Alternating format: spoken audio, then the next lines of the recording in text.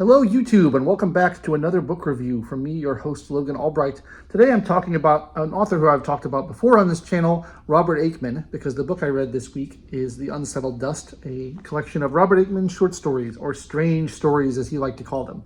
I did a video on him a while back where I talked about several of his other books.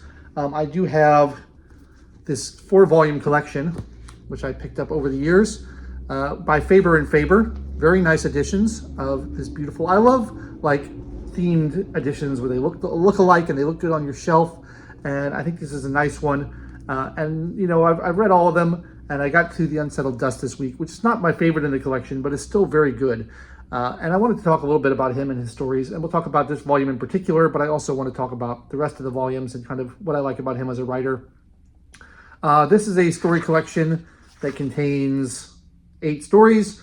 And they're very international in this case, which I really like. There's travels to Finland, to Belgium. And the thing that I find fascinating about Robert Aickman, I consider him the best of sort of the weird fiction, strange fiction authors, because he has mastered this art of sort of leaving a lot to the reader's imagination and not saying everything. So he'll set up these scenarios where something clearly uncanny or weird is happening, but he never explains really what's going on. And sometimes the stories don't even make sense to me, but I find that the atmosphere he creates is very weird and very unsettling and very eerie. And that kind of feeling of like, I don't know what's going on here, but I know something's wrong is a great emotion to try to capture. And I feel like not enough authors do that. Too many people want to like set up a mystery and then solve all the mystery piece by piece and get all the answers at the end. And this is a little bit more like life in that you don't get all the answers. Sometimes you don't get any of the answers. And it's just like something weird happened and I can't explain it and it made me upset. And that's sort of what he does in these stories. The stories in this volume are The Unsettled Dust, The House of the Russians, No Stronger Than a Flower, The Cicerones, The Next Glade, Ravissante, Bind Your Hair, and The Stains. Among these stories, I really love No Stronger Than a Flower.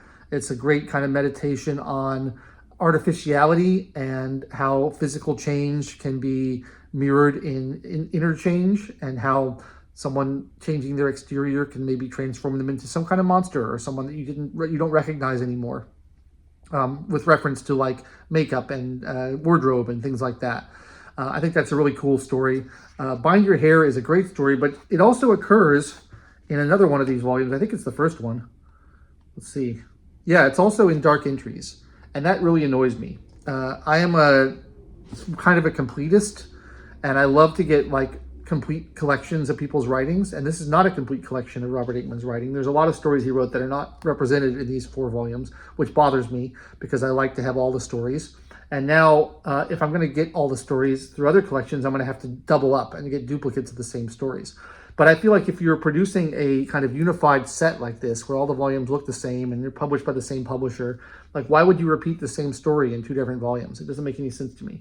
And it really bothers me. I mean, there's no reason why it should particularly bother me, but it's just some kind of thing I have where I'm like, it really annoys me that the same story is here twice. I don't like it.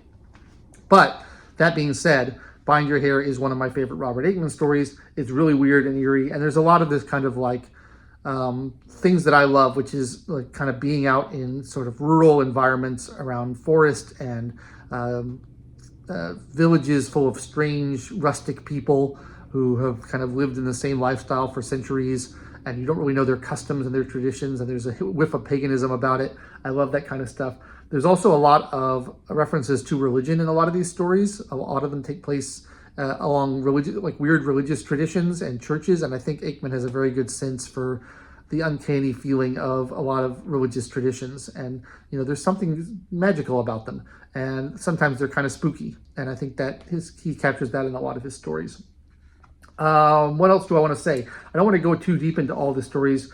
I do like the international component of it. Traveling around feels very exotic. I like the appeal to nature and to the rural parts of the world, things where strange, unexplained stuff tends to happen. The Stains involves lichen and fungus, which is always very eerie and weird. Like lichen and fungus are very inexplicable phenomena that happen on the earth, and it's a fertile ground to play with strange stories. I was just going to go through and like list some of my favorite stories out of the 4 collections so that you can know which ones I like best. I think out of these collections, Cold Hand in Mine, which is the 3rd volume, is my favorite. Or is it the 2nd? It might be the 2nd volume. It's my favorite. It's got The Real Road to the Church, which I love. It's got The Hospice, which is one of my favorite stories. And it's got pages from a young girl's journal, which won an award and is like a first-person vampire story. Really cool story. This current Unsettled Dust one, The Stains, won an award. It's quite long. It's like an 80-page story. That one's really good. And like I said, I like No Stronger Than a Flower. The Wine Dark Sea, which is the first volume of his I ever picked up. I got this many years ago. I was on one of my first trips to England, and I found it in a Waterstones. I was just looking in the horror section and I thought it looked cool. It's weird. You can't find these books in bookstores in America. You can only find them in bookstores in England because he was an English writer, and I guess we just don't care about him in this country, but it's a shame because he's great. In this one, I think my all-time favorite Robert Aickman story is Into the Wood, which is the last story in this collection. I really love that one. So The Wine Dark Sea was my introduction, and I have a sentimental attachment to it. And then one of his first collections here, Dark Entries, which I know is the name of a Bauhaus song. What is in here that I love? Ringing the Changes, another kind of religious themed one, is wonderful. And again, Bind Your Hair is in this one. Another one I really liked from Cold Hand in Mine is The Same Dog. What a great story that is. So I just wanted to go through and list them. I think if I had to pick up one of these volumes out of the four, I would go with Cold Hand in Mine, but I started with The Wine Dark Sea. Dark Entries is also very good, and The Unsettled Dust would be kind of my last choice. This is the most recent one they published, and I guess they're done. I guess they're not doing any more of these editions, which is kind of a shame because I do think they're great. There's accolades from other writers, including Neil Gaiman and Robert Bloch on these, and they all contain a little afterword by people who knew Robert Aickman and talk about kind of what it was like to be around him and know him. He's an interesting guy. He didn't write that much compared to other authors. He was sort of a conservationist and was interested in preserving Britain's waterways and things like that. So he spent a lot of time doing that and less time doing fiction, but he really was a master. A little bit of a shorter video today, I guess. I can't think of anything else I really want to talk about. I just want to say that if you are a lover of short stories and you're a lover of kind of like H.P. Lovecraft or Edgar Allan Poe or Arthur Machen or Algernon Blackwood or any of those kind of like weird fiction writers, you really are doing yourself a disservice if you're not checking out Robert Aickman, because he's my favorite of all of them. And this idea of saying less and not giving away the whole game in your story, I think is something that's more writers could learn from. It's something I've tried to incorporate into my own writing, and I think he's just great. So I'm going to leave it there. Please leave me your thoughts in the comments. I'd love to hear your favorite Robert Aickman stories. If you've checked out any of his novels, which are apparently not as spooky as his stories, I'd love to hear about those because I haven't read those yet.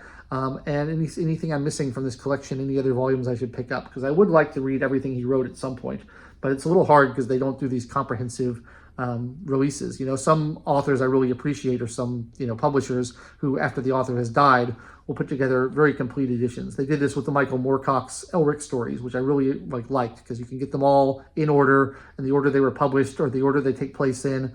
And that's wonderful. But this is sort of this haphazard way of collecting stories I don't love. But I do love these books and would recommend reading them. That's all I've got for today. I've been your host, Logan Albright. If you enjoyed this review, please like the video, subscribe to the channel, and click the bell for notifications. And I'll be back next week with another book review for your viewing pleasure. I'm probably going to take a little bit of time off in June from uploading. I have a lot of travel coming up. I have to go to several conventions for my work. And so I won't be around every single week, but I will try to get one up next Wednesday for you guys. Until then, I'll catch you next time.